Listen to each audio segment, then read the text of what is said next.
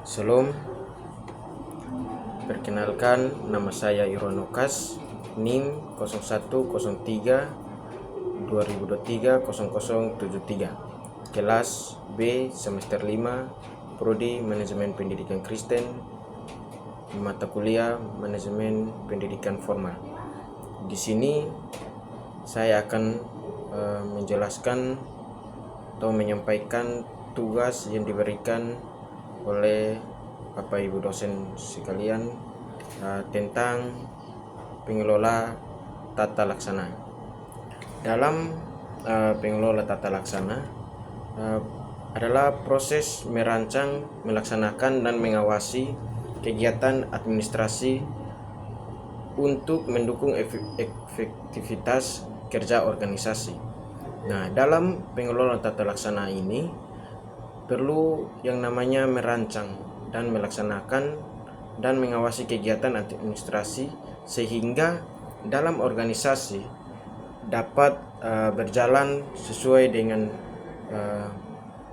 apa yang diinginkan dan mencapai pada tujuan yang efektif sehingga mendapatkan hasil yang maksimum.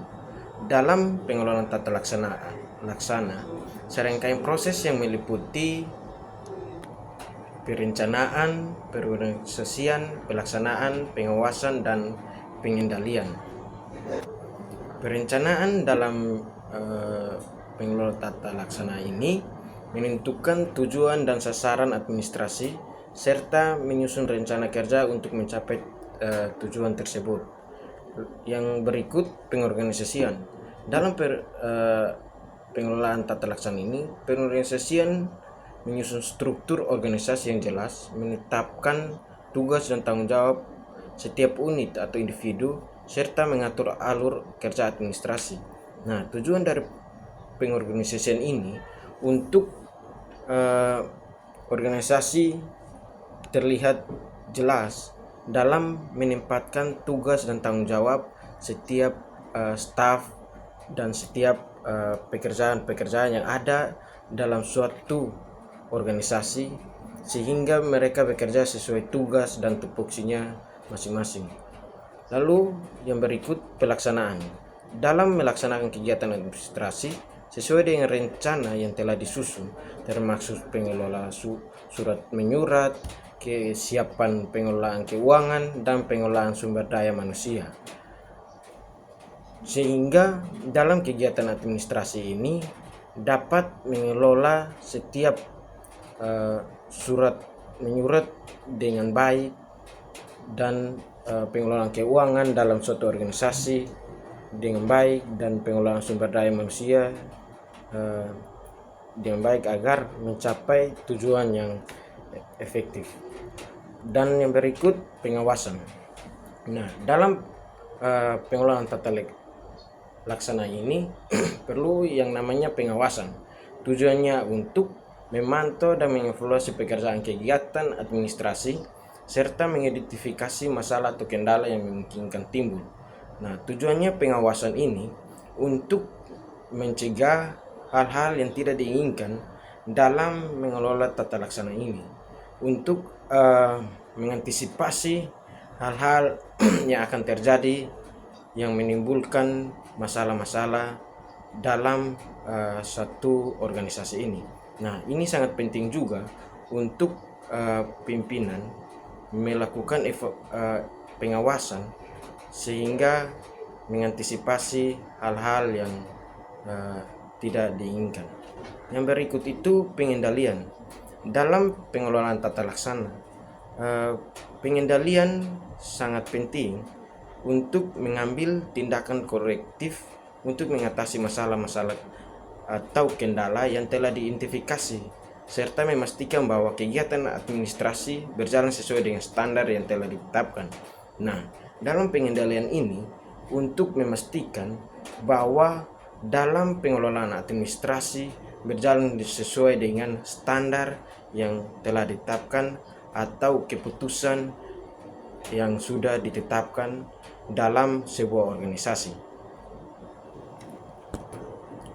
Nah, di sini dalam pengelolaan tata laksanaan ada juga prinsip dan fungsi tata laksana. Prinsip tata laksana adalah fondasi yang memastikan kegiatan administrasi berjalan efektif dan efisien. Prinsip-prinsip ini membantu organisasi dalam mengelola sumber daya dan mencapai tujuan dengan cara yang terstruktur dan terukur. Nah, di sini ada 7 poin dalam pengelola tata laksana dengan prinsip dan fungsi tata laksana. Yang pertama itu efisiensi. Nah, efisiensi ini menggunakan sumber daya seperti waktu, tenaga, biaya semaksimal mungkin untuk mencapai hasil yang optimal. Yang kedua itu efektivitas, kemampuan untuk mencapai tujuan yang telah ditetapkan. Efektivitas berfokus pada hasil akhir dan memastikan bahwa semua kegiatan berkontribusi pada pencapaian tujuan organisasi. Dan yang berikut akuntabilitas.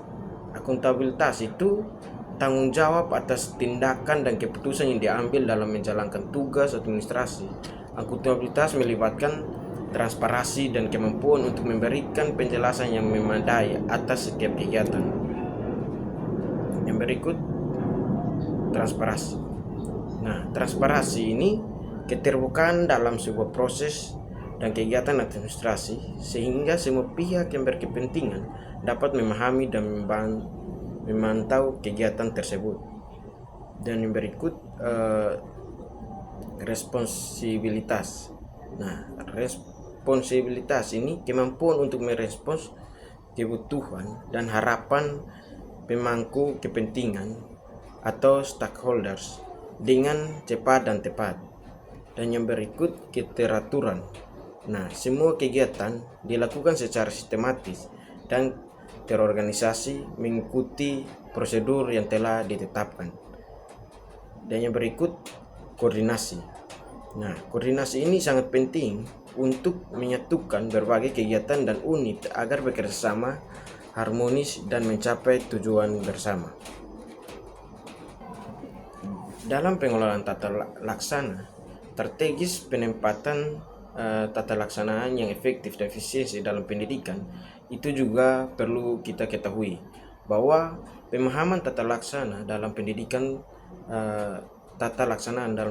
merujuk pada sistem pengelolaan dan administrasi yang bertujuan untuk meningkatkan efektivitas dan efisiensi proses belajar mengajar dalam sebuah kelas.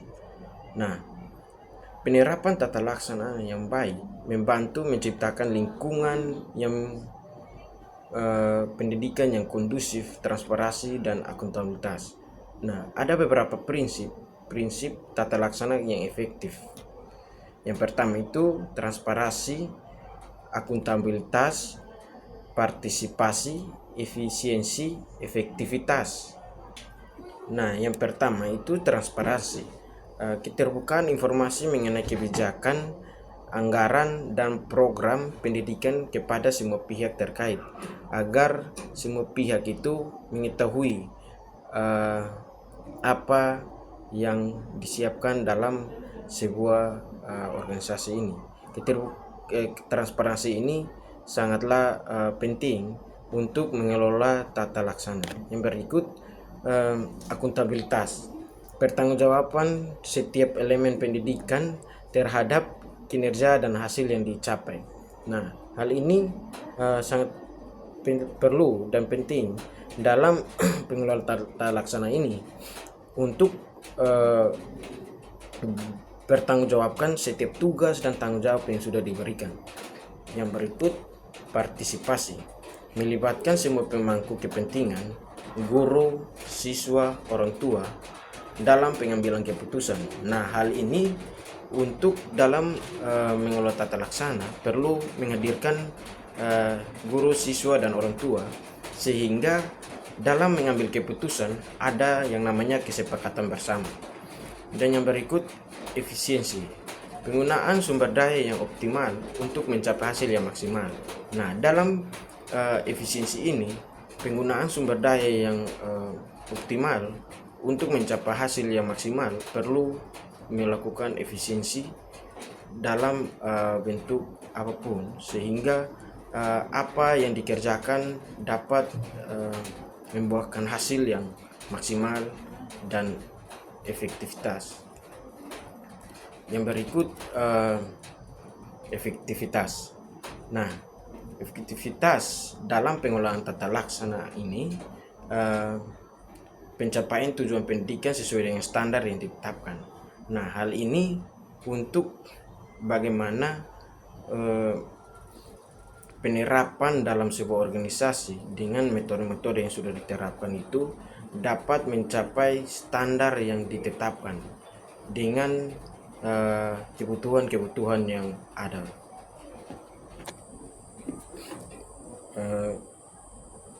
Kesimpulan dari pengelola tata laksana ini, dengan penerapan pengelolaan tata laksana yang baik, organisasi dapat meningkatkan efisiensi dan efektivitas, mengoptimalkan sumber daya, menyederhanakan proses kerja, serta mencapai tujuan organisasi yang secara lebih cepat dan tepat. Untuk mewujudkan akuntabilitas dan transparansi, memastikan setiap tindakan dan keputusan dalam dipertanggungjawabkan, serta menyediakan akses informasi yang memadai kepada semua pihak terkait, dan meningkatkan kualitas pelayanan, memberikan pelayanan yang cepat, tepat, serta memuaskan kepada semua pihak yang membutuhkan. Sekian dari video presentasi saya ucapkan terima kasih. Salam.